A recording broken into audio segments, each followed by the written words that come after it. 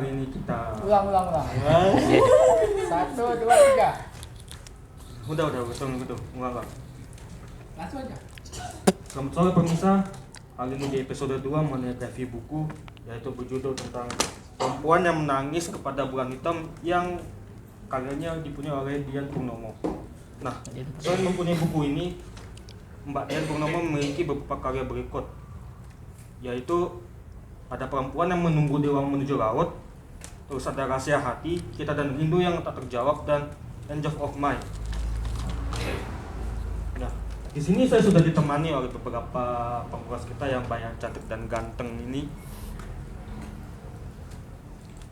Yang pertama yang di sebelah sana tuh ada Hilwa Umi Bukvila.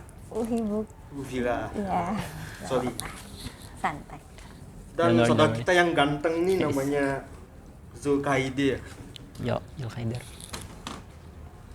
Nah, sebelum kita membahas buku ini, saya ingin bertanya mengenai kabar teman-teman. Bagaimana kabarnya teman? Mungkin boleh dari sana. Alhamdulillah baik ya. Oh, baik. Seperti yang tampak baik. Baik ya. Ketan sekali wajahnya. Hei, Ini sumringah. cerah gitu ya. Ganteng. Nah, Aman. sekarang kita akan membahas buku ini ya.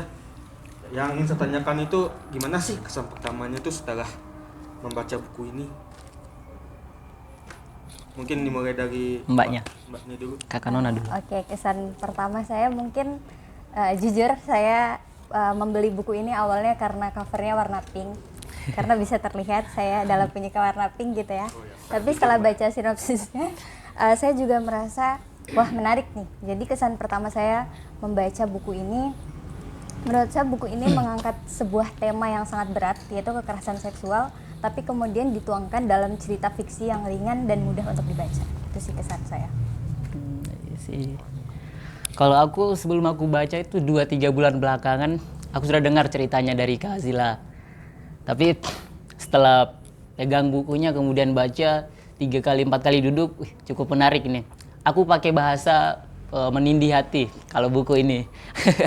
Karena kan isunya isu perempuan, kemudian saya sebagai laki-laki membaca isu perempuan itu perlu kita melihat perempuan bahwasannya tidak segampang itu perempuan. Ada kepala batu juga di dalam bukunya.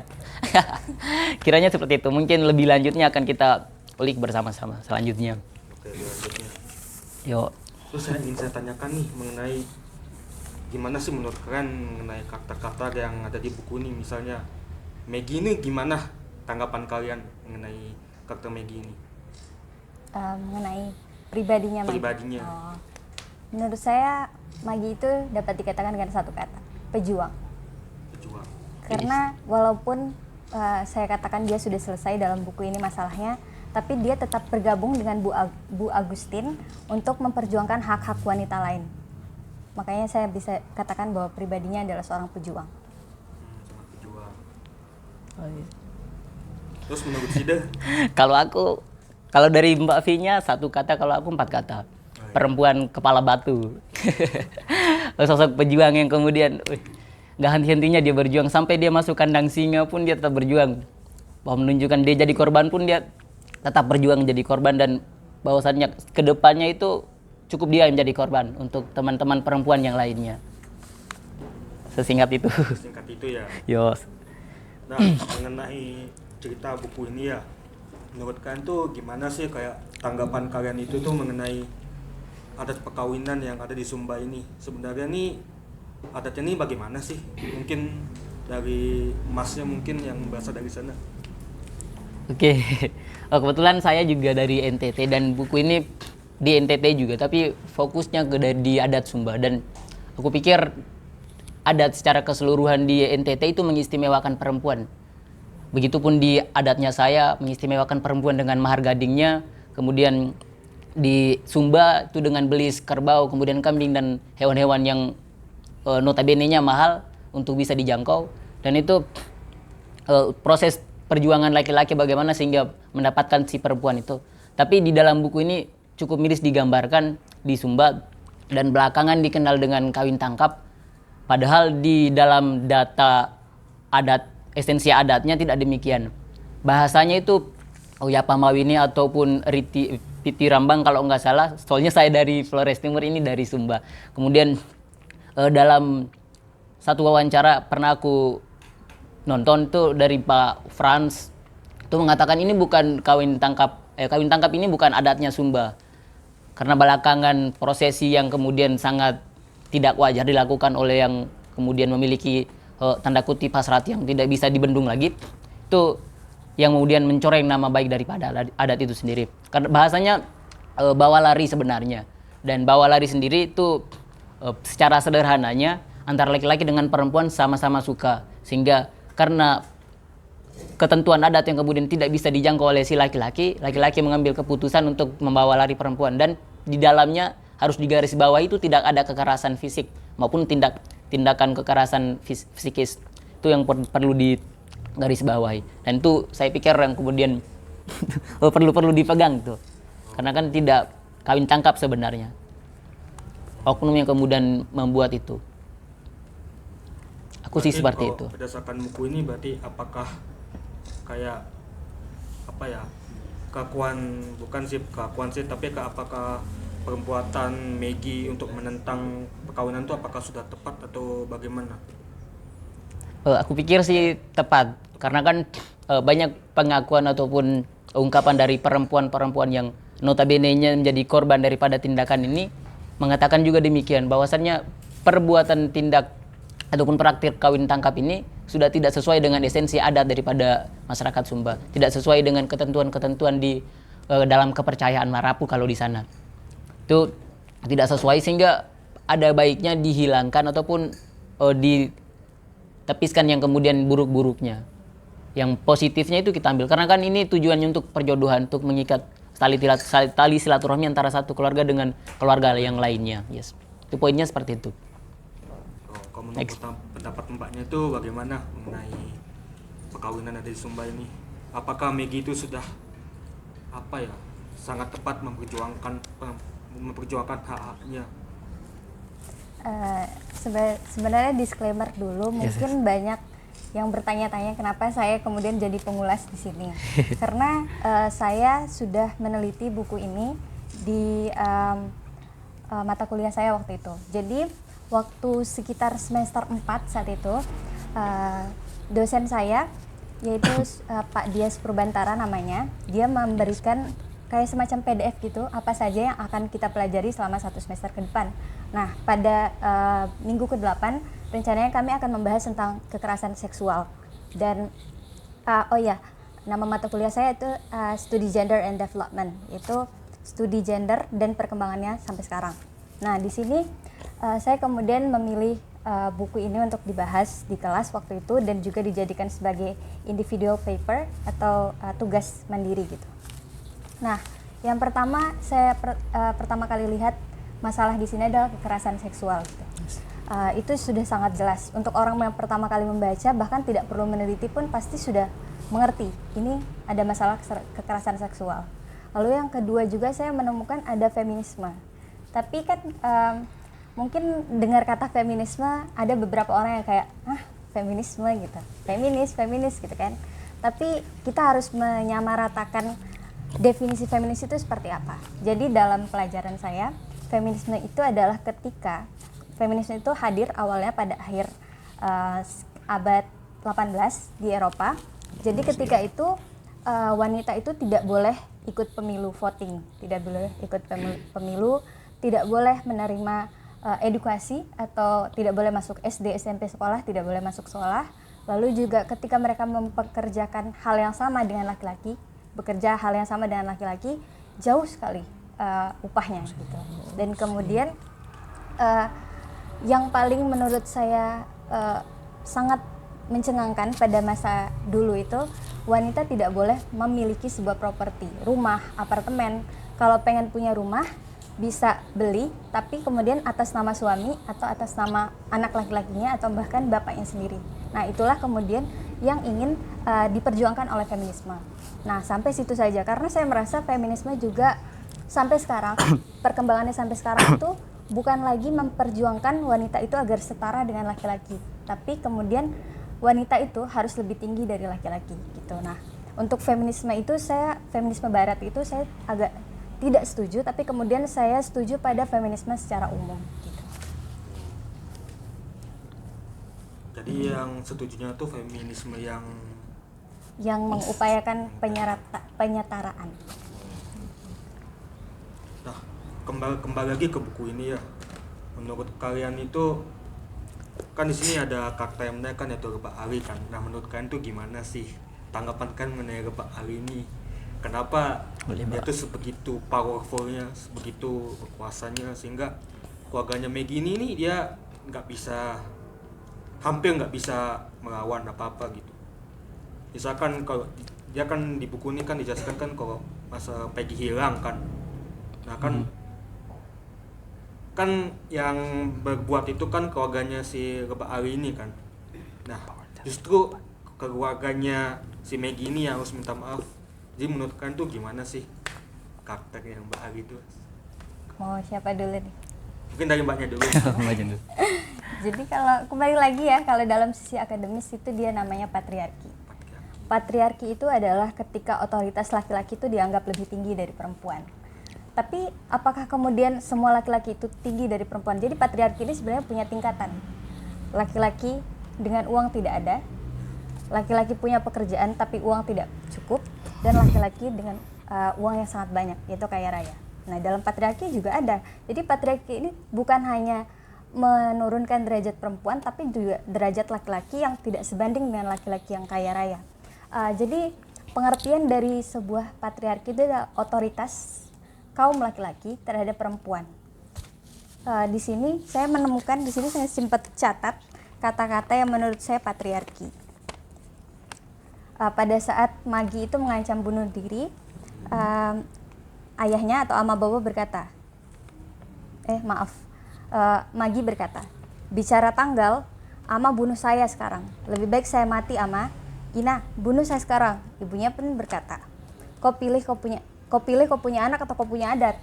Tapi di situ bapaknya cuma terdiam karena dia sudah membicarakan tanggal dengan pemuka adat di daerah Rebak Ali begitu. Nah, ini menunjukkan bahwa ayahnya ini merasa suara perempuan itu bukan hal yang pantas didengar gitu. Karena dia adalah kepala keluarga. Kepala keluarga memang harus mendidik anak-anak, tapi apakah kemudian dia harus memaksakan kehendaknya pada anak-anaknya? Kan tidak juga gitu. Nah, itu yang saya lihat patriarkinya di sana. Silakan Mas. Kalau aku pada Rebak Ali-nya itu aku pinjam ungkapannya Lord Acton. Absolute power tend to corrupt, but absolute power corrupt absolutely. Siapa yang kemudian memiliki kekuasaan pasti akan menyalahgunakannya. Dan siapa yang kemudian memiliki kekuasaan yang tak terbatas pasti akan menyalahgunakan kekuasaannya. Dan ini konteksnya pada Rebak Ali yang memiliki kekuasaan. Dengan uangnya ya bisa memobilisasi masyarakat di sana. Dengan uangnya bisa dia menyuap aparatur ataupun aparatur ataupun alat-alat yang di sekitarnya. Dengan uangnya dia bisa menggunakan uangnya itu untuk apapun. Yang dalam hal ini untuk meredam si suara perempuan misalnya, dan itu si Rebak Ali. Dan kalaupun patriarki daripada ungkapannya Mbak Afi tadi, aku kayaknya kurang setuju, sorry nih. Ada perbedaan pendapat ternyata. Karena kan kayaknya aku bacanya terlalu merendahkan laki-laki. Karena kan sorry nih teman-teman perempuan, sekalipun bukunya fokus ke perempuan. Dan si bapaknya Maggie ini, Ama Bobo ini, kenapa kemudian bukan tidak mempertimbangkan, tapi tidak terlalu memperhitungkan ataupun mempertimbangkan suaranya Ina Bobo untuk menyetujui ataupun mengiyakan permintaannya memilih anaknya atau memilih adat. Karena kan bagi laki-laki ataupun kepala keluarga itu, adat itu menjadi harga diri daripada keluarga karena mempertimbangkan keluarga besarnya. Dan aku pikir di tengah-tengah masyarakat akan mempertimbangkan pendapat ataupun labelisasi daripada masyarakat sekitar. Itu manusiawi aku pikir. Dan bagaimanapun si bapak ini dilematis menjadinya, mempertimbangkan anaknya ini buah hatinya ataupun mempertimbangkan adat untuk kepentingan keluarganya. Itu menjadi sehingga ia pun mementingkan ataupun memilih yang adatnya. Aku sih seperti itu. Dan sebelumnya aku minta maaf nih. Aku izin tambahan tentang Leba Alinya tadi Oh, ya. yes. Silakan. Leba Ali ini pekerjaannya adalah seorang juru kampanye. Yes. Jadi gitu, dia Mbak. dari dulu memang seorang yang pandai berbicara gitu. Kalau kita bilang kan. Makanya kemudian dia ini sangat pintar melobi orang-orang besar. Jadi Leba Ali ini sebenarnya bukan pejabat atau orang yang memiliki kekuatan yang besar gitu. Tapi dia mampu merubah kekuatan orang-orang besar ini buat mempengaruhi dia. Karena dia juru kampanye, kemudian dia memegang salah satu waktu itu dijelaskan ada salah satu kandidat yang dia pegang yang kemudian berteman atau di bawah langsung kepolisian yang pada saat itu Dangu kan melaporkan peristiwa Magi ini kepada polisi. Yes. Tapi kemudian polisi itu semacam kayak tidak menganggap itu menganggapnya hal yang remeh saja gitu. Terus kemudian Leba Ali datang kan. Leba Ali kemudian berpikir bahwa mungkin ya Leba Ali itu berpikir kok bisa dia ngelaporin saya ke teman saya sendiri gitu. Dan itu menurut saya kekuatan yang sangat hebat untuk seorang Leba Ali gitu. Jadi bukan cuma harta dan uang, tapi dia juga punya kemampuan berbicara dan itu wow gitu. Itu sih. Kasus di buku ini sangat mirip ya dengan kasus yang di tahun lalu juga kan mengenai kawin paksa juga. Yes. Yang sempat viral. Terus kasus yang viral juga kan mengenai kepolisian yang dimana ya kita tahu lah kasusnya kalau udah melibatkan orang yang paling berkuasa, kadang kepolisian kurang begitu berguna. Oke, kita kembali ke buku ini juga. Nah, kan di sini ada kan setelah Maggie kabur ini kan dia tuh ditampung oleh Gema Perempuan kan. Nah, menurut kalian tuh gimana apa tanggapan kan mengenai Gema Perempuan ini? Ini kan Bu Austin juga kan di dalamnya tuh. Menurut kan gimana? Siapa ingin menjawab duluan? Oke. Saya dulu. Pengalaman pertama. Kalau saya lebih kayak terpukau karena dari tadi kita membahas Leba Ali dan Bapak yang menurut saya mungkin bukan feminisme, bukan pejuang perempuan. Di sini saya ketemu sama Om Vincent ya namanya di situ. Om Vincent ini laki-laki tapi kemudian berjuang di sebuah komunitas bernama Gema Perempuan gitu bersama Bu Agustin. Jadi saya melihatnya wow gitu. Ternyata di antara banyaknya laki-laki yang seperti itu ada juga laki-laki baik seperti Om Vincent. Jadi ingat sama yang di TikTok itu loh, yang in a world of boys he's a gentleman gitu. Jadi pas baca nama Om Vincent tuh langsung kepikir lagu itu sih. Jadi dia sangat-sangat gentleman. Oh, kalau aku Gema Perempuan ya. Aku pernah buka-buka YouTube begitu dan aku dapati organisasi ataupun intinya gerakan bentuk komunitas ataupun organisasi yang kemudian memperjuangkan haknya perempuan di Sumba itu pun juga ada. Aku nggak tahu kalau di buku ini yang Gema Perempuan itu juga memang di lapangan secara konkretnya itu memang namanya Gema Perempuan ataupun apa. Tapi aku dapati di lapangan ada namanya Sopan kemudian itu memperjuangkan hak perempuan di Sumba sekitaran tahun 2005 dan ada satu lagi aku lupa dia di 1980-an dia perjuangin perempuan. Kalau yang Sopan itu cabang daripada yang sebelumnya itu dan itu memperjuangkan hak perempuan di Sumba atas kasus kawin tangkap, KDRT kemudian penculikan perempuan, pencabulan dan lain sebagainya itu coba diperjuangkan di situ. Dan aku pikir komunitas ataupun ruang-ruang seperti ini memang harus disediakan untuk perempuan-perempuan, untuk tangisan perempuan, misalnya tangisan perempuan di bulan hitam ini itu harus disediakan. Dan satu yang kemudian aku terharu itu yang ketika Maggie mendapati adik kecil yang kemudian di satu tempat di asrama itu dia hamil di luar nikah yang kemudian tidak ditanggung jawab oleh si suaminya ataupun pasangannya itu ditampung di sana dan ketika berpisah cukup sedih sih antara keduanya. Dan itu kupikir wadah-wadah seperti ini memang harus disediakan untuk perempuan baik di kota maupun di pelosok. Ya, kiranya seperti itu. Adik yang diperkosa tuh kelas 10 SMA ya. Ya. Jadi kasusnya tuh jadi lebih parah kan. Bener. Terus saya juga kayak kagum juga sama Gema Perempuan ini kan karena kan si Magi ini kan bukan siapa-siapanya mereka kan, tapi mereka kayak dan sukarela membahayakan diri mereka sendiri tuh gimana caranya supaya mereka bisa membawa Magi itu ke tempat yang aman. Misalkan seperti kayak memberikan tiket untuk ke Kupang itu kan Ya, pakai uang mereka sendiri. pakai uang ya. mereka sendiri, terus Benar-benar. sampai harus sewa kos juga kan, Iya, sewa ngurus. kos, terus mencari pekerjaan juga untuk magi juga, luar Benar. biasa sih menurut saya. Menurut saya juga perlu sih setiap daerah atau setidaknya setiap kota harus ada gerakan seperti itu. Oh ya, Yes, yes. fun fact, Budian ini sebelum melahirkan buku Perempuan yang Menangis Kepada Bulan Hitam ini sebenarnya mendapatkan Grand Residensi Penulis di 2019. Jadi residensi penulis itu pernah dengar nggak apa? Residensi Belum penulis dengar. itu adalah ketika penulis-penulis di Indonesia diberikan waktu untuk mengasingkan diri di satu tempat di wilayah Indonesia untuk mendapatkan inspirasi.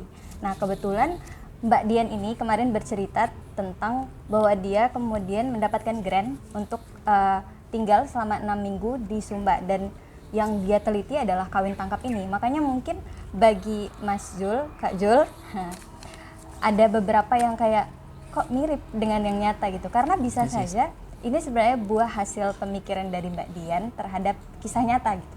Walaupun mungkin kata-kata orang-orangnya namanya mungkin bukan Samaran. nama yang sebenarnya, nama samaran gitu. Tapi yang penting dia memang tidak asal membuat gitu, karena Yes, yes, sudah yes. meneliti sebelumnya. Jadi inspirasinya tuh dari sana. Iya, betul sekali. Mungkin beliau juga kayak melihat secara langsung ya gimana kayak kawin paksa itu. Jadi Oh, makanya benar. beliau Tertarik. membuatkan buku ini supaya sebagai bentuk kritikan terhadap tradisi yang ada di Sumba. Ya, karena menarik sekali menurut saya Mbak Dian ini, selama tadi kan kamu sudah menyebutkan beberapa buku-bukunya Mbak Dian kan. Tapi kemudian baru buku ini yang melejitkan namanya. Dan dia sangat bersyukur sama buku ini, bahkan sampai sekarang buku ini dia menyebut buku ini tuh bukan buku tapi magi. Makanya waktu saya juga bertanya pada beliau menjawabnya dengan, oh senang sekali magi akan diulas, bukan Perempuan yang Menangis Kepada Bulan Hitam akan diulas, tapi magi. Begitu sangat dicintainya karakter magi. Yes, yes, yes, yes.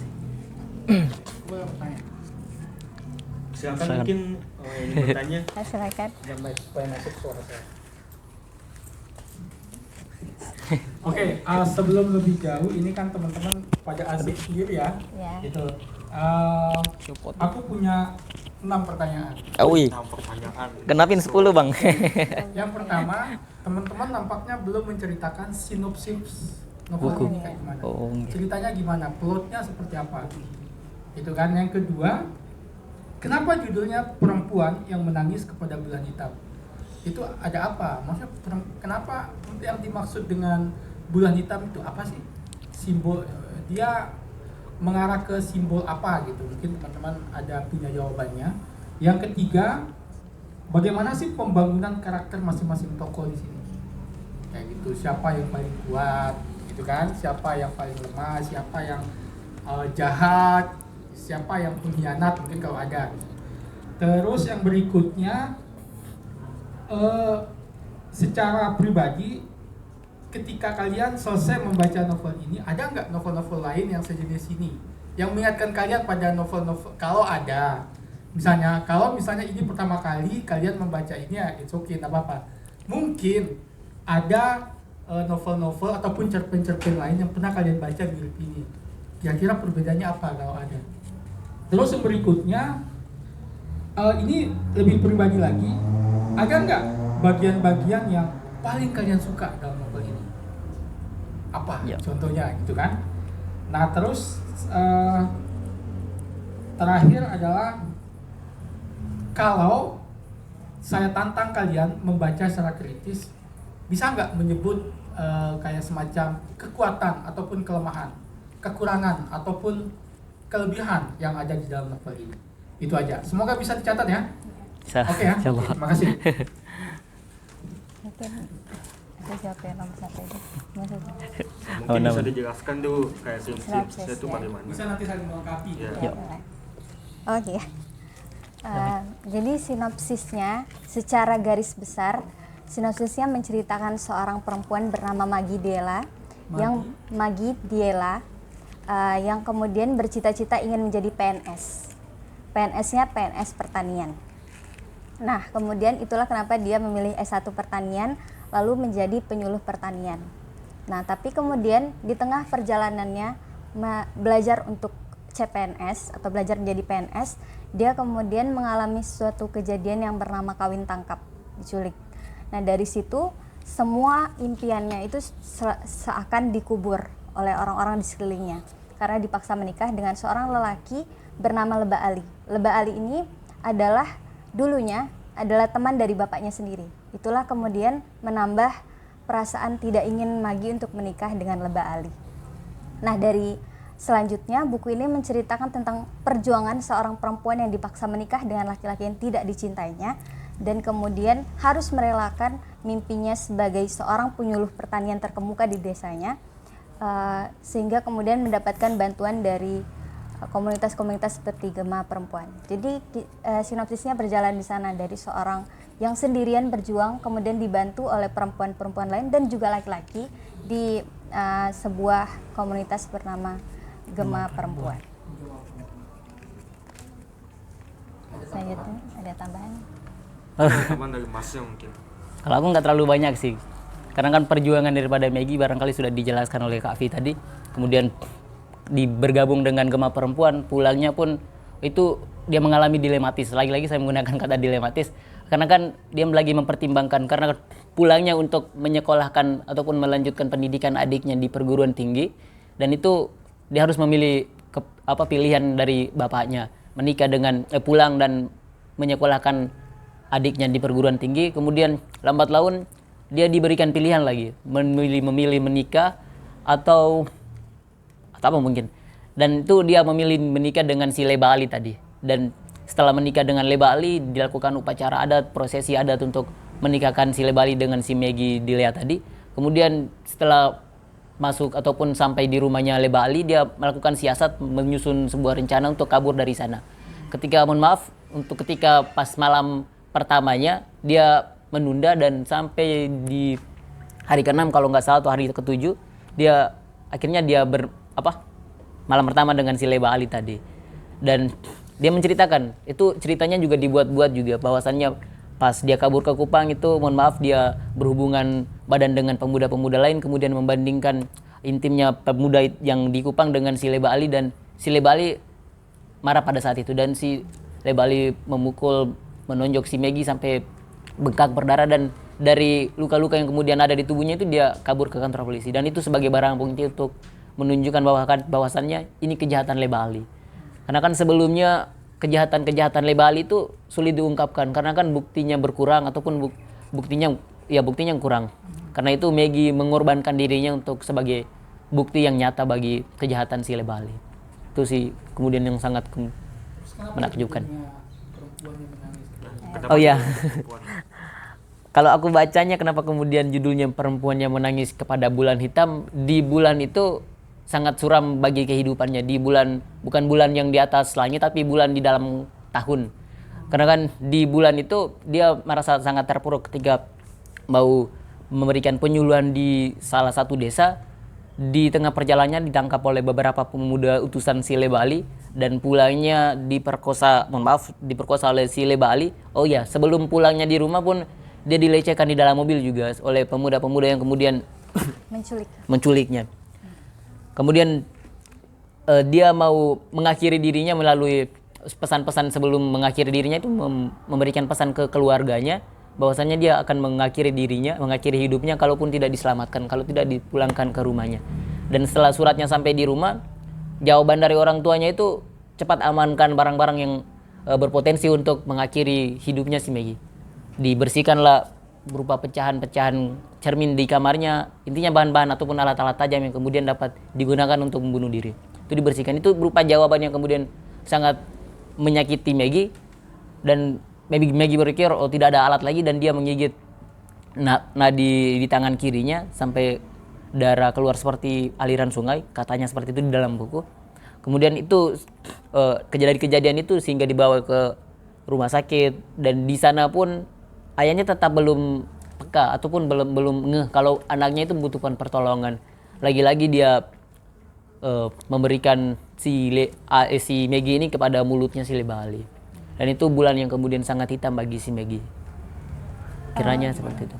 Kalau Aku pikirnya saya seperti itu. menangkapnya begini, dari judulnya aja sebenarnya kita udah penasaran apa maksudnya memangnya apa ya perempuan yang menangis kepada bulan hitam tuh maksudnya gimana gitu. Nah kalau saya menangkap pertama kali bulan hitamnya di sini adalah ketika itu tadi, ketika Maggie diculik di jalan itu, diculik oleh laki-laki, nggak ada Leba Ali di sana, semuanya suruhan Leba Ali. Dan waktu Maggie ini memberontak, si salah satu dia kan sempat meludah kepada salah satu orang di sana. Tapi kemudian orang laki-laki lain itu malah memegang bagian-bagian tubuhnya gitu, menggerayangi bahasanya kalau kayak gitu. Nah dari situ dia sudah tidak bisa bergerak dan dia cuma bisa menatap ke atas. Saat itu kan mobil yang dipakai ada mobil pick up di mana kita bisa langsung melihat ke atas. Dan pada saat itu, pada saat dia merasa tidak kuat itu, dia melihat ke atas dan melihat bulan yang tertutup gitu. Kalau kita malam kan melihatnya bulan itu terang. Tapi pada saat itu dia seperti melihat bulan itu hitam. Tidak ada harapan. Nah, hal itu terulang di beberapa bagian selanjutnya di mana ketika dia ini sudah diselamatkan oleh Gema Perempuan, oleh Bu Agustin dan Om Vincent. Tapi kemudian bapaknya mengirimkan pesan, saya ini sakit-sakitan, kamu datang ke rumah, tolong jenguk saya. Ini bisa jadi permintaan terakhir saya, seperti itu ya, oleh bapaknya. Nah ketika dia balik ke rumah, bapaknya ini malah membicarakan seperti ini, kayak bukan kata-katanya, tapi yang saya tangkap dari penjelasannya adalah Maggie itu udah diculik. Dia sudah jadi aib bagi keluarga, maka dia harus menerima siapapun yang melamar Maggie. Maggie ini harus melamar siapapun laki-laki yang meminangnya, walaupun itu Leba Ali. Dan di situ juga dia menatap ke atas dan melihat bulan yang sama, bulan yang hitam dalam dirinya. Dan itu menunjukkan bahwa dia sudah kehilangan dua kali. Mau menangis ke siapa gitu? Karena satu-satunya hanya bisa menangis ke bulan itu. Itulah kemudian lahir. Nah menurut saya jadi bulan hitam ini menunjukkan ketidakberdayaannya dia gitu. Mau minta pertolongan ke siapa gitu. Karena cuma bisa menatap ke atas, lihat bulan pun hitam gitu. Kalau selama ini kita melihat kayak, bagus banget cerah. Ya bulan malam hari cerah. Bintang, iya kayaknya hari ini bakal cerah. Atau malam ini bakal indah. Atau enggak, kalau biasanya orang-orang pada berduaan pacaran gitu kan, lihat deh sayang bulannya gitu. Tapi pada saat itu Maggie nggak bisa melihat keindahan bulan itu seperti yang kita lihat gitu. Makanya dia hanya bisa menangis kepada bulan hitam. Mungkin bisa langsung disambung ke soal karakter masing-masing tokoh yang paling kuat di situ siapa? Yang paling banyak dikembangkan di situ. Kalau menurut saya yang paling dikembangkan tokohnya di sini Maggie sendiri. Dan yang paling lemah penokohannya mungkin ya, yang terasa sangat tidak ada perkembangannya sama sekali, menurut saya lebih kepada Ina Bobo. Kenapa Ina Bobo jadi? Karena Ina Bobo ini adalah ibunya Maggie kan. Jadi diceritakan Ina Bobo ini adalah seorang yang sangat penurut sekali dengan suaminya. Saking cintanya pada suaminya, dia rela melakukan apapun untuk suaminya. Nah itu dari awal kita sudah tahu bahwa dirinya adalah seorang yang penurut. Tapi kemudian tiba-tiba dia mulai membangkang ketika Maggie ini bilang, lebih baik bunuh saya aja Mak, gitu. Lebih baik bunuh saja saya ayah gitu. Dan ibunya bilang, kamu suamiku, kamu pilih anakmu atau adat. Dan di situ kan mulai terlihat sebenarnya Ina Bobo ini bisa dikembangkan karakternya. Tapi kemudian setelah itu dia cuma mengatakan hal itu, kita merasa dia akan mungkin membela Maggie atau sebenarnya, tapi kemudian tetap.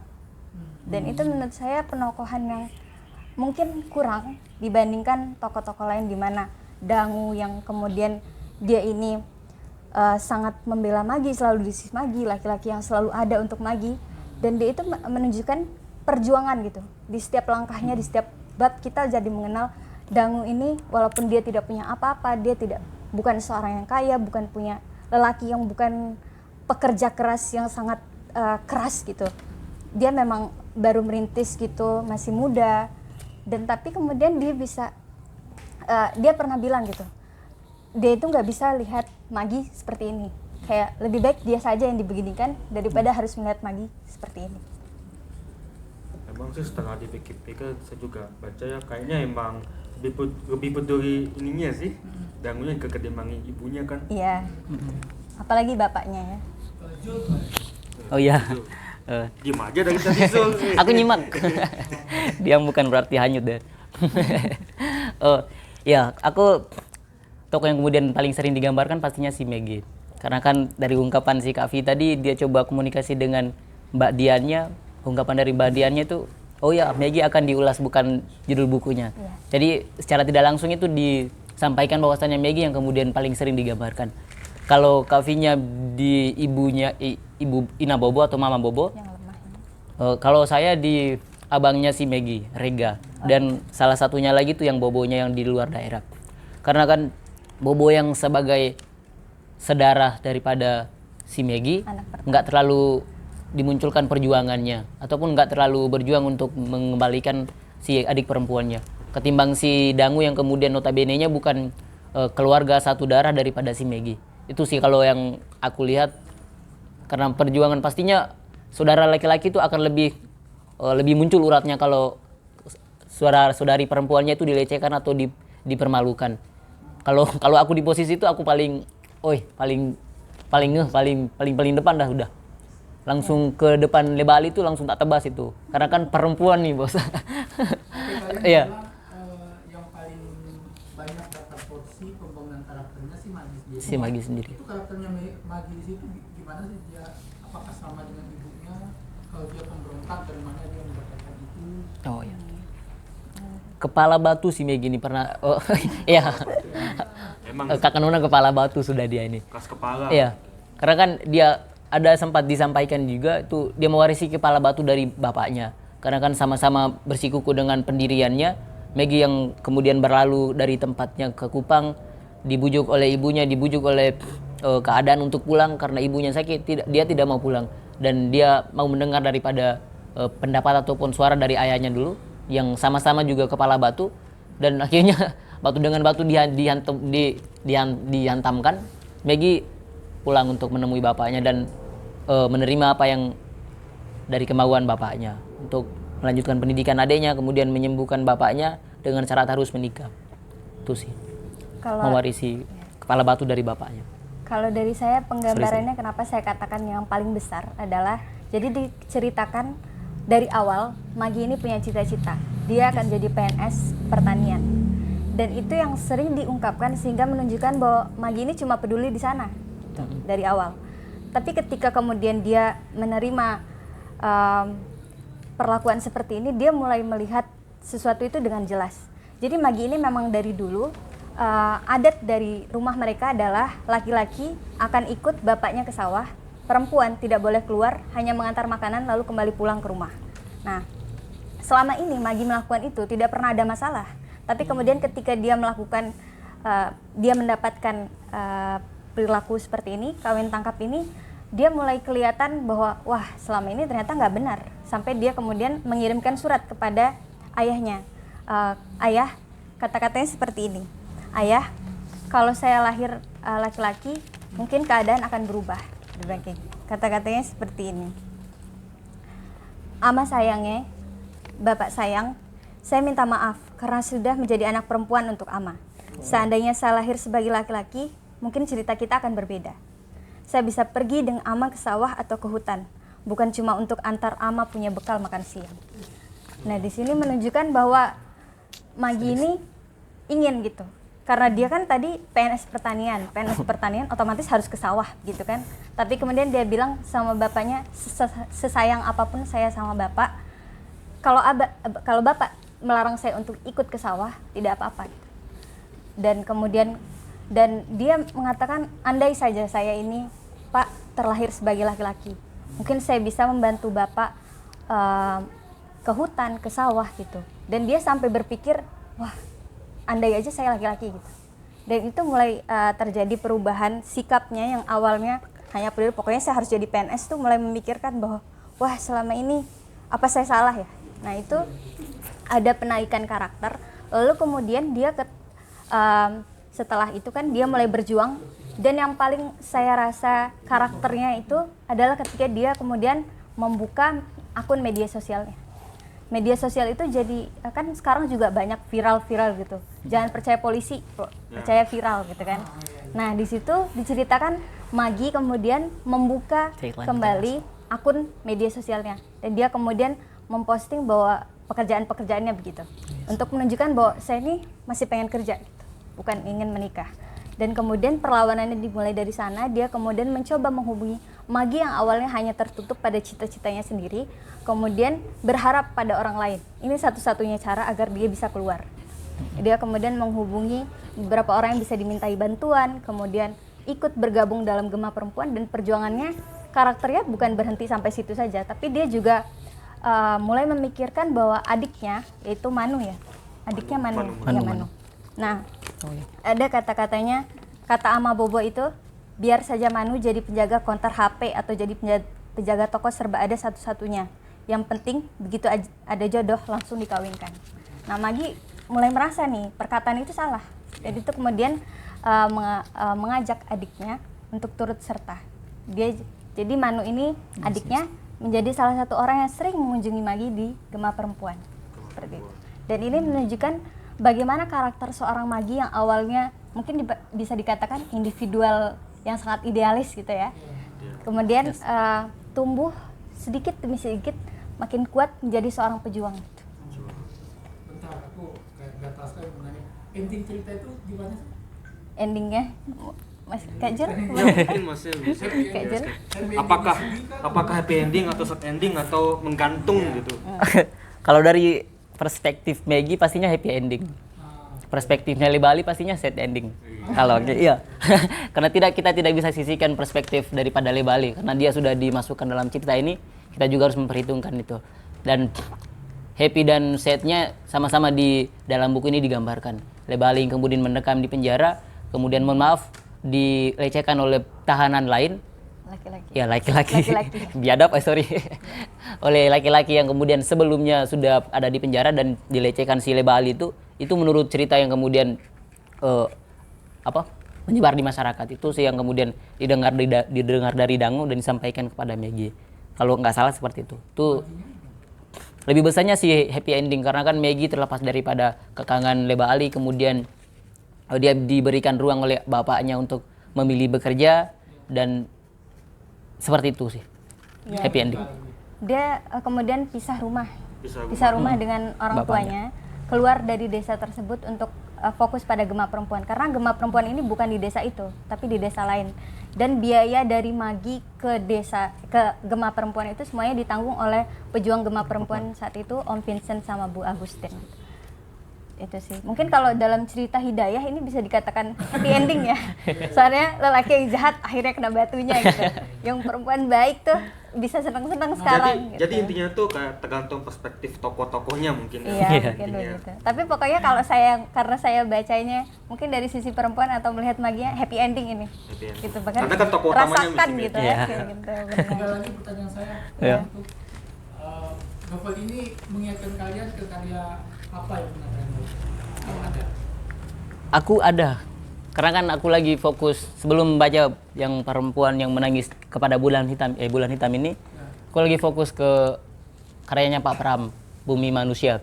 Dan ya di dalamnya itu digambarkan salah satu perempuan desa yang kemudian dijodohkan oleh bapaknya itu, dan sama-sama ini isunya isu tentang perempuan. Perempuan dijadikan bahan komoditas dari orang tuanya. Orang tua dengan pihak yang akan dinikahkan dengan anaknya itu berkong kali kong dan mendapatkan keuntungan dari itu. Tuh ketika membaca buku ini ingatan saya kembali ke yang Bumi Manusia. Salah satu isu yang kemudian diangkat itu. Yontosoro ya? Nayontosoro ya. Tila? Kalau saya sih mengingatkan kepada buku yang saya baca sekarang, memang sudah dari lama saya pengen, tapi sekarang saya sedang membaca tentang judulnya Kitab Kawin. Nah di situ ada sebuah cerita, emang kitab kawin ini menceritakan ya kumpulan cerita gitu. Nah salah satu cerita yang menurut saya mirip dengan ini adalah ketika seorang gadis yang diperkosa oleh ayahnya sendiri. Ada cerita di sana yang mengatakan bahwa dan sama dia menemukan cahaya atau dia menemukan satu pengharapan kalau Magi ini pada bulan hitam, perempuan dalam buku Kitab Kawin ini pada warna biru di dekat pintu kamarnya. Nah gitu. Jadi ketika mungkin ini juga terjadi pada saya kurang tahu ya tentang penyintas lain, tapi pada saat dia diperkosa oleh ayahnya sendiri itu, dia kan sudah tidak bisa bagaimana ya gitu, sudah tidak bisa pandangan kemana-mana. Tapi kemudian ada satu tujuannya gitu, dia merasa di warna biru itu adalah tanda dari diri dia sendiri. Jadi ketika kemudian dia dipindahkan ke rumah saudara dari ibunya, dia kan mengurung diri di kamar. Dan di kamar itu kan sudah tidak ada warna biru itu, karena warna biru itu ada di kamarnya.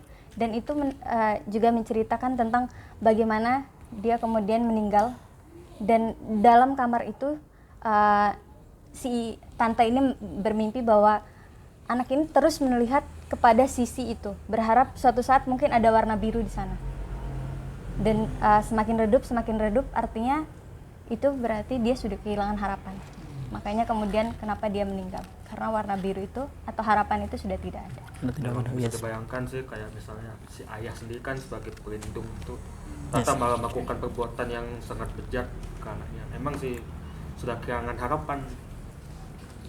12 lah. Oke, bagian yang paling nyantol di kepala kalian yang sifatnya mungkin pribadi banget tapi kayak sentimental banget kayak gitu, ada nggak di dalam novel itu? Ya mungkin bagian yang menurut kalian udah best gitu. Ya. Boleh saya? Oh ya, kamu dulu dah. Kalau Mungkin nyusun. yang paling membekas adalah selama ini kan kita selalu sering mendengar tentang tipu daya perempuan. Oh, ya. Tapi pernah nggak sih kalian dengar tentang tipu daya laki-laki? Nggak pernah kan? Nggak pernah kan ada kata seperti itu? Nah di sini ada di situ. Jadi ketika Maggie ini sudah bersama dengan Bu Agustin, dan itu tadi saya sudah jelaskan sama ternyata dengan Bu Agustin sudah aman dia. Tapi bapaknya punya tahu cara. Selama ini dia kan sudah melakukan apa-apa agak Maggie pulang gitu, ditelepon Maggie pulang, tolong sampaikan kepada Maggie kamu harus pulang gitu. Dan dia menemukan satu tipu daya yang sangat berhasil menurut saya. Jadi dia pura-pura sakit. Pura-pura sakitnya ini tidak langsung menghubungi Maggie, tapi lewat orang-orang gitu. Jadi bilang saya sakit sudah tidak bisa nih. Mungkin ini adalah permintaan terakhir saya di dunia ini gitu. Nah itu gimana ya perasaan kita sebagai seorang anak, apalagi saya perempuan ya. Tapi sakitnya benaran loh. Iya sakitnya beneran, tapi apakah kemudian setelah itu dia kan sakit karena kepikiran juga kan, anaknya di mana gitu kan. Tapi kemudian berkat sakitnya itu, setelah kembali bukannya anaknya ini sudah datang nih anaknya, bukannya disambut dengan baik kemudian atau misalnya udah nak nggak usah nikah sama yang lain, sama bapak aja nah gitu kayak gitu, tapi enggak kan, dia tetap kamu itu aib, Maggie ini aib karena sudah diculik. Dan itu menurut saya tipu dayanya wow gitu. Bapak ini udah sakit-sakitan gitu, udah nggak bisa bangun ya waktu itu, udah nggak bisa bangun, tetap kamu itu aib karena sudah diculik. Menurut saya itu kayak tipu daya laki-laki ini sangat. Mungkin kalau wow, saya di gitu. posisi itu mungkin ya saya sumpahin lagi sih. Tapi apakah kamu saat itu punya uang? Karena Maggie ini tidak punya uang. Iya benar juga. Kalau aku bukan tipu daya laki-laki. Apa tuh? Kesempatan dalam kesempitan. Kalau aku yang tadi sempat aku bilang itu si Reganya. Karena kan aku masih kesel dengan si Reganya karena sebagai saudara kandung si Maggie tapi tindakannya itu nggak terlalu kelihatan. Aku harapannya itu buku di halaman selanjutnya itu membahas tentang si tindakannya si Rega untuk barangkali membunuh si Leba Ali ataupun membunuh bapaknya. Ya, aku bayangannya itu seperti itu. Karena kan saya sebagai saudara kandung laki-lakinya pasti akan lebih unjuk taring kalau kasus perempuan ataupun kasus adik kita sendiri yang kemudian mengalaminya itu. Malahan Itu yang bertahan itu adalah si Dangu. Istrinya ya. Oh ya si Tara, karena ya, kan temannya kan. Dangu. Tara istri dari kakaknya si Maggie, Rega ini, dia berjuang sampai akhir. Yes. Dia adalah salah satu orang Komplotan. Ya, salah satu komplotan itu yang memindahkan Maggie agar aman. Dia juga yang mungkin saya bisa katakan bahwa Tara ini adalah seorang perempuan yang bisa main dua peran. Dia bisa kenapa? Kemana dia gitu? Mana Maggie kayak agen ganda gitu. Iya gitu. Kayak pura-pura saya kasihan nih Bapak, kenapa ya Maggie seperti itu, tapi kemudian dia membantu pelarian gitu. Dan sampai akhir dia tetap berbakti pada suaminya yaitu Rega, tapi kemudian tetap juga memberikan bantuan kepada Maggie. Perjuangan hak perempuan. Ya. Jadi kita bisa menuruti suami kita gitu sebagai perempuan Yes. mungkin, tapi tidak juga mengesampingkan perjuangan terhadap perempuan gitu. Oke, jelas. Mungkin kalau Sebelum ke yang lain. Kritikan. Ada nggak Kritikan. kalian menemukan semacam kekuatan dan kelemahan, kalaupun ada, Dari novel. dari novel ini, atau yang kalian berharap kayaknya perlu dikembangkan ininya? mungkin kekurangan novel atau kelebihan. Kalau kelebihannya jujur banyak banget ya. Nah, Yes. Ya, sudah jelas dari tadi kita bahas kelebihan. Kalau kelemahan mungkin karena penulisan dalam novel ini bisa dikatakan dia lebih fast pace atau lebih cepat-cepat gitu. Harus sampai ke intinya gitu. Nah, mungkin bagi pembaca yang suka pelan-pelan, mungkin saya pernah kenal dengan teman saya namanya Kak Siba. Dia itu lebih suka sesuatu yang penuh deskriptif, pelan-pelan, slow pace gitu. ada orangnya sini. Ya ada di situ. Nah gitu. Nah jadi mungkin bagi saya kekurangannya ada di sana. Jadi kita itu dibuat bertanya-tanya, oh tadi lagi bahas apa sih gitu? Kok tiba-tiba ke sini gitu? Emang bisa penculik apa? Merubah dari rumah ibu bapak terus pindah ke rumah Lebah Ali, terus dari Lebah Ali ke rumah Gema perempuan, itu emang bisa secepat itu? Kan pasti ada langkah-langkah yang di skip dalam ini. Agak yang diceritakan itu adalah yang penting-penting gitu. Mungkin dari masnya mungkin. Ya, nggak usah disuruh lagi sebenarnya. Otomatis.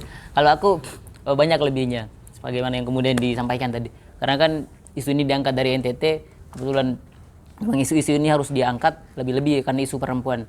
Dan kalaupun kekurangannya, di awal sudah sempat saya sampaikan bahwasannya istilah kawin tangkap ini sebenarnya istilah yang kemudian dibawa di masyarakat itu agak keliru sebenarnya. Bukan kawin tangkap, tapi penamaan yang lebih halus itu bawa lari ataupun ya pamau ini kalau dalam bahasa daerahnya. Kalau aku nggak terlalu tahu sih budaya dari Sumbanya, karena kan aku dari Flores Timur, nggak terlalu detail untuk isu ataupun adat lokalnya, tapi aku sempat buka-buka YouTube kemudian Google dan mencari tahu memang benar.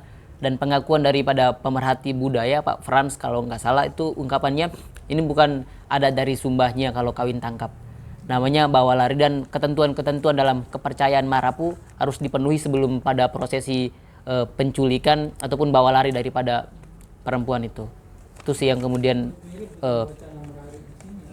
ya itu sebagai formalitas saja itu sebenarnya. Yo, siap. Mungkin jangan ada yang ingin bertanya mungkin.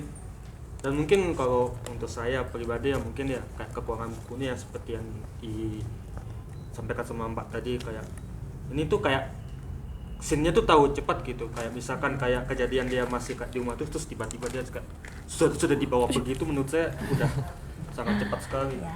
Mesin Dan waktu. mengenai yang paling saya suka dari buku ini itu gimana kan pedulinya seorang sahabat yaitu Danu kan kepada si Maggie.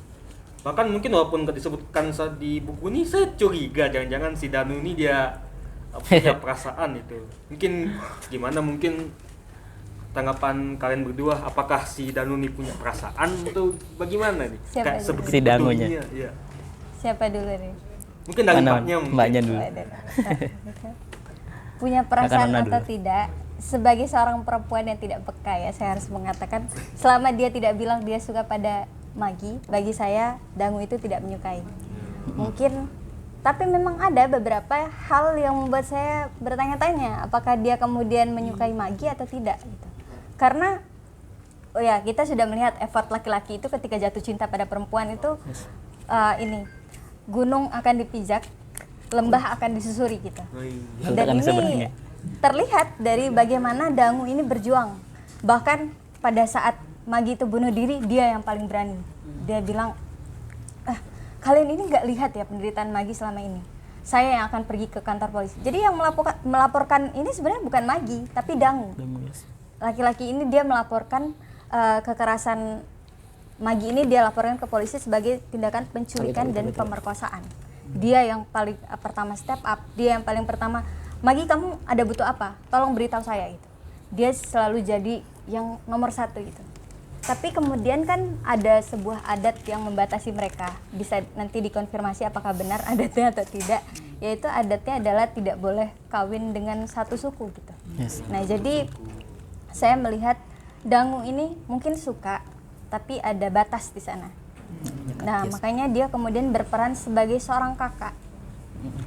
Saya melihatnya dia lebih berperan sebagai seorang kakak atau seorang sahabat yang akan selalu ada untuk teman perempuannya.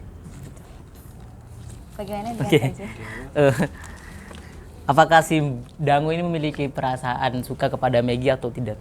Pastinya si Dangu itu memiliki perasaan suka kepada si Maggie. Dan saya dapati itu di ungkapannya si Ibu Dangu, Mama Nano, itu tidak ada laki-laki dan perempuan ketika dewasa itu akan berteman terus.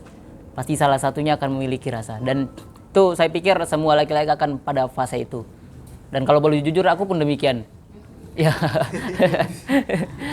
Dan kelihatan daripada effortnya seperti yang disampaikan tadi, tidak ada laki-laki yang kemudian keluar malam-malam untuk menjemput perempuan di rumahnya orang untuk antar ke kantor polisi ataupun membantu sampai sejauh itu. Tidak ada laki-laki kalaupun tidak ada memiliki rasa ataupun perasaan cinta. Dan Maggie pernah mengungkapkan ataupun menyatakan, Dangu harus menikahi aku ketika di air terjun. Dan dari situ si Dangu tidak menjawab, tidak mengungkapkan perasaannya karena tadi ada penyekat, ada tabir suku di sana. Kalau di Sumba namanya Kabisu Watawar kalau nggak salah. Dia sama-sama satu suku Watawar, tidak boleh menikahi. Kalau menikah itu secara kotornya itu menikahi ibu sendiri. Itu secara kotornya. Kalaupun ini sebenarnya relate dengan adat ataupun budaya di tempatnya saya juga di Flores Timur. Tepatnya di Adonara, di Desa Lamala. Itu saya kebetulan suku Ratu Loli itu nggak bisa menikahi sesama Ratu Loli, kendati pun jauh dari tali pernikahan bapak saya. Intinya bukan saudara kandungnya saya, itu pun kalau dari suku Ratu Loli nggak bisa saya nikahi. Itu sih yang kemudian diadat. Karena dari ceritanya tuh dari dulu-dulunya itu nenek moyang itu satu kemudian melahirlah sampai ke Ratu Loli yang sana, Ratu Loli yang sini, ataupun Watawar dari Sumba itu yang sana, yang di sini. Dan itu menjadi aib kalaupun kita berani menikahi sesama suku. Dan di dalam Al-Quran pun kalau nggak salah dijelaskan, intinya nggak bisa menikah sesama saudara. Dan itu kalau kepercayaan adatnya itu kita semua saudara yang satu suku tadi. Kalau menikah maka anaknya akan cacat ataupun ada bala yang kemudian hadir di dalam rumah tangga itu. Jadi kalau orang semua bersaudara dengan siapa kita nikah? Iya. Mungkin Oh, bahkan intinya tuh minta bersaudara gitu. Orang semua bersaudara jadi mana? Di luar NTT su. Oh, berarti intinya tuh berarti gak dianggap saudara gitu ya? Iya, nggak dianggap saudara. Makanya itu yang jadi penyekatnya Dangu. Mungkin teman-temannya ada yang ingin bertanya mungkin ya. sebelumnya mungkin saya tambahin tentang karakter Dangu ini orang yang Oh, iya. seperti apa gitu. Oh, silakan. Kalau saya melihatnya Dangu ini adalah laki-laki yang penurut. Kalau banyak sekali kita ketemukan dengan laki-laki yang sangat A, B, B. Tapi Dangu ini ada tipe laki-laki yang sangat penurut kepada orang tuanya sendiri. Bahkan untuk sekedar menolak kata orang tuanya itu dia nggak bisa, bukan nggak bisa, nggak mau. Karena itu adalah diri dia gitu. Tapi kemudian dari cerita ini dia melihat sendiri Maggie yang dari dulu sama dia dari kecil sering dia lihat, dia berani kemudian ibunya kan sempat menjodohkan dengan perempuan-perempuan lain. Dia yang Dangu laki-laki yang bukan seorang yang kaya raya, bukan orang yang punya pekerjaan yang sangat hebat, laki-laki yang penurut, bukan laki-laki yang pintar berbicara, apalagi seperti itu. Bukan laki yang karakternya kuat gitu. Tapi kemudian dia berani menolak semua pinangan ibunya. Dia ini orang yang dari dulu selalu mengikuti kata orang tuanya. Tapi kemudian ketika ibunya menjodohkan dia, di saat dia sedang memperjuangkan hak wanita yang dekat dengannya gitu, haknya Maggie gitu, dia berani menolak. Dan itu menurut saya penggambaran karakter, bagaimana sebuah karakter itu tidak harus selamanya jadi penurut. Gitupun juga manusia kan, karena kita dari kecil tidak mungkin selamanya seperti ini. Pasti ada beberapa beberapa kejadian yang kemudian membentuk kita jadi seperti ini gitu. I see. Mungkin saya bacain quotes yang paling saya suka dari buku ini ya sebentar. Kalau tidak salah bunyinya seperti ini: perpisahan dan pertemuan adalah hal biasa, tapi hal-hal di dalamnya itulah kemudian yang menggoreskan hati semakin dalam. Nah, ini menunjukkan bahwa setiap karakter ini sebenarnya dari awal dan akhir itu tetap menjadi dirinya masing-masing gitu. Tidak ada yang berubah kemudian merubah jadi apakah ada yang dari penurut itu tiba-tiba langsung saya menjadi pendekar gitu kan, tidak. Nah, di situ ada tahapan-tahapan dan tahapan-tahapan itu muncul dari kejadian-kejadian yang telah mereka alami bersama. Menarik. Mungkin teman-teman mungkin ada yang ingin bertanya mungkin. Ayo teman-teman. Nah, teman-teman kalau misalkan Gratis kok. Kak dibayar kok nih teman. Ayo kawan-kawan. Kawan-kawan. Nih, ada. Oh iya, boleh. Boleh. Siap. Tadi untuk gambaran Nggak pakai mic. itu dia Bali ya. Jam aja. Oh, Lebah Ali. pastinya.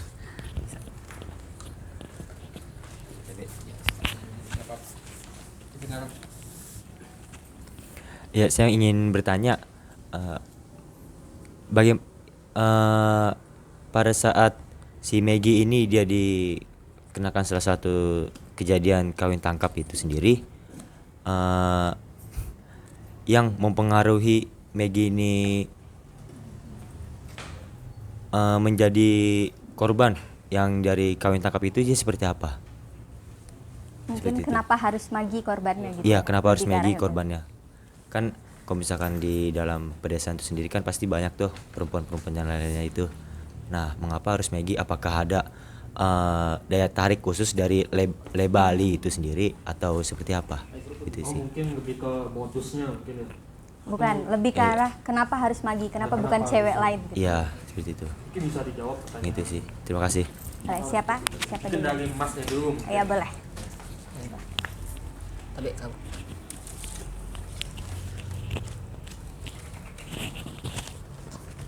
Oke, kenapa kemudian harus Maggie yang menjadi pilihan si Lebah Ali?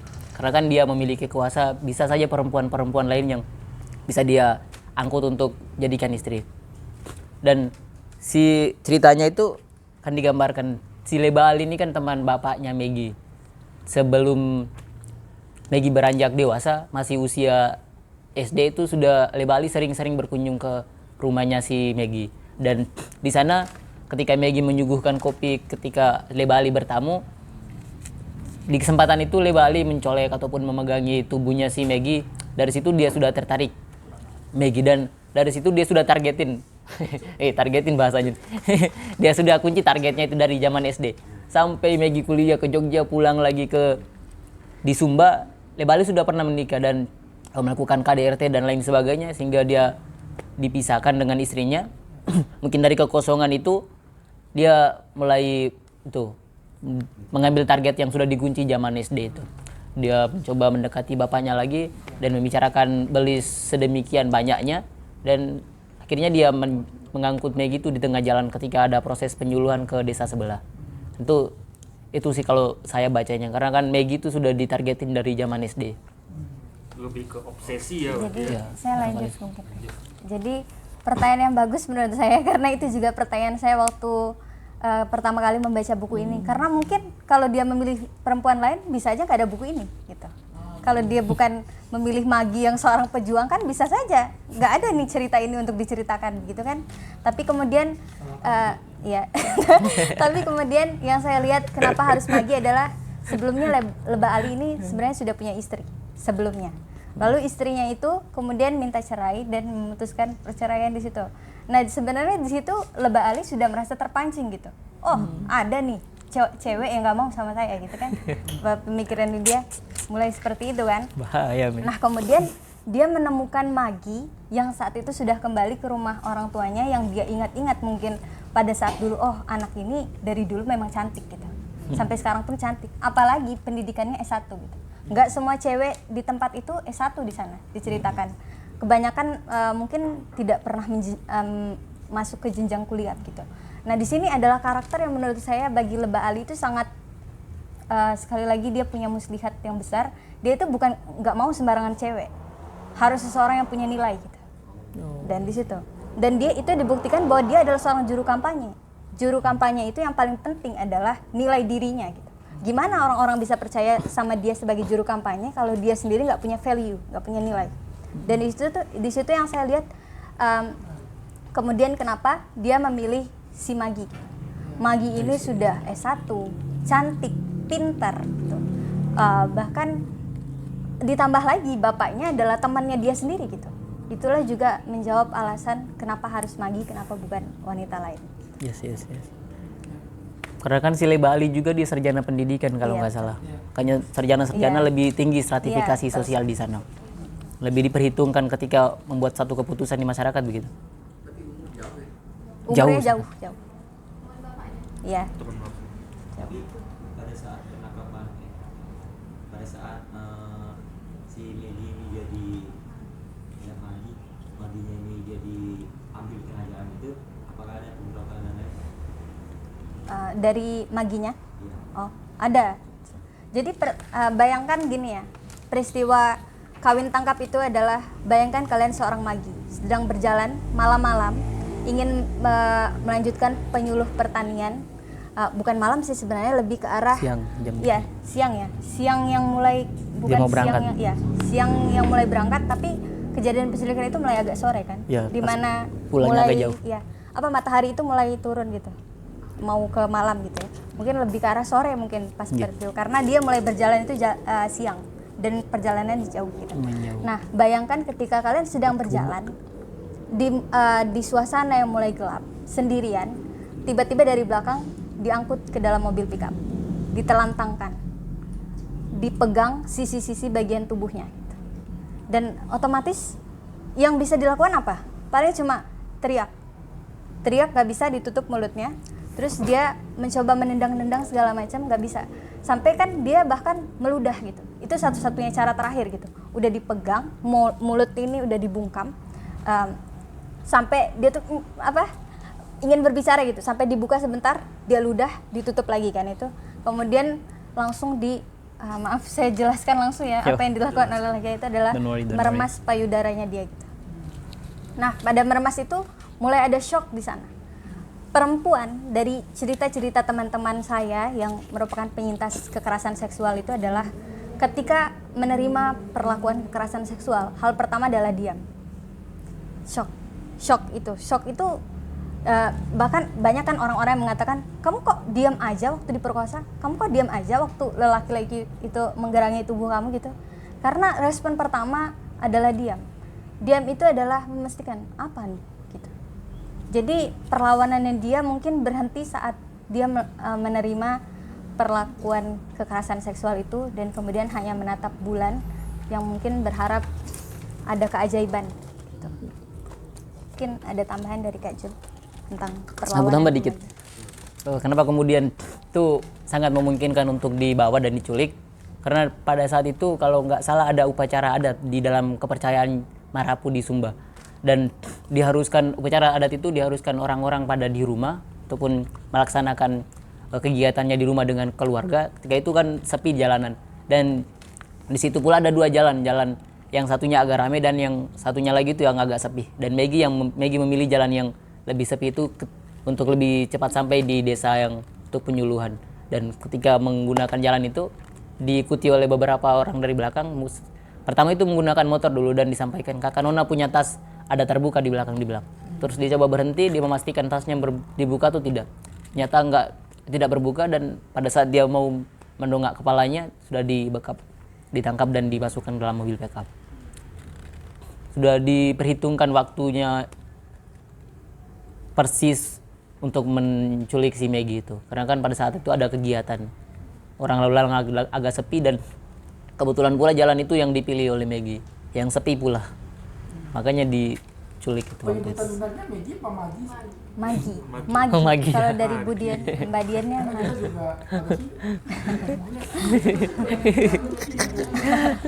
Maggie aku dari tadi Maggie aja. mungkin agak rancu Oh, iya. ya penyebutannya. Iya.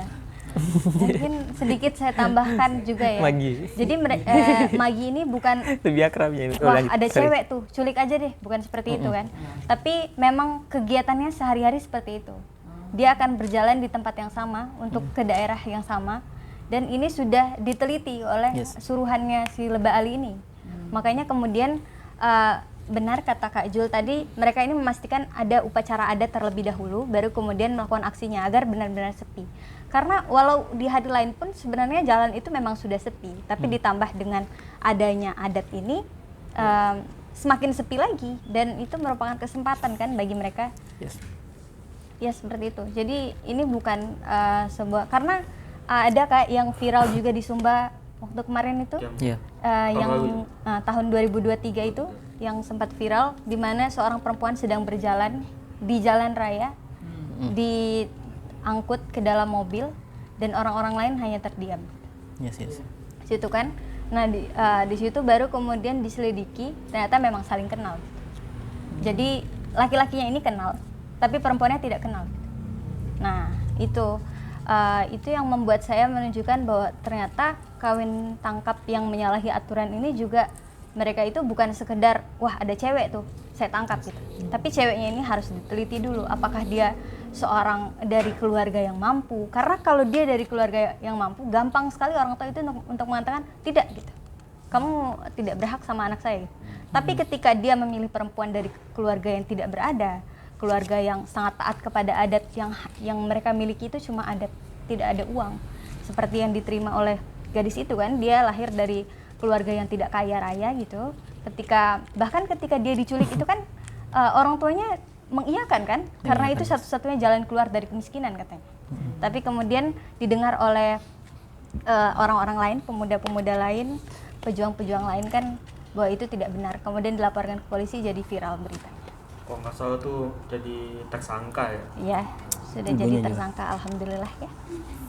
Berarti novel ini kaya banget ya dengan hal yang bisa kita bincangkan tentang perempuan. Iya, betul sekali.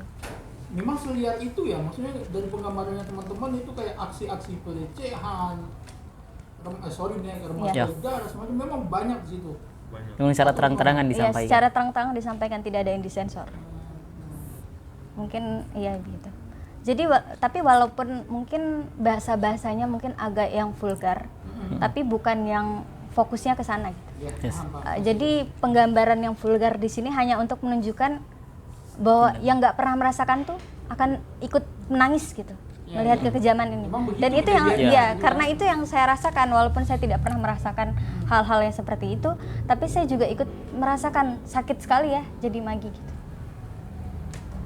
Karena saya sebenarnya bukan seorang yang suka membaca buku yang vulgar gitu ya, saya katakan gitu. Tapi selama itu bisa memberikan saya pelajaran lebih lanjut, bagus sih. Itu aja. Zila mungkin udah baca. Iya. Mungkin ada yang ingin tanya lagi mungkin. Zila udah baca. Mungkin mau nambah. Sebagai jembatan. Bentar so. Bentar Kazil. Ini kalau nggak ada ini nggak kedengaran.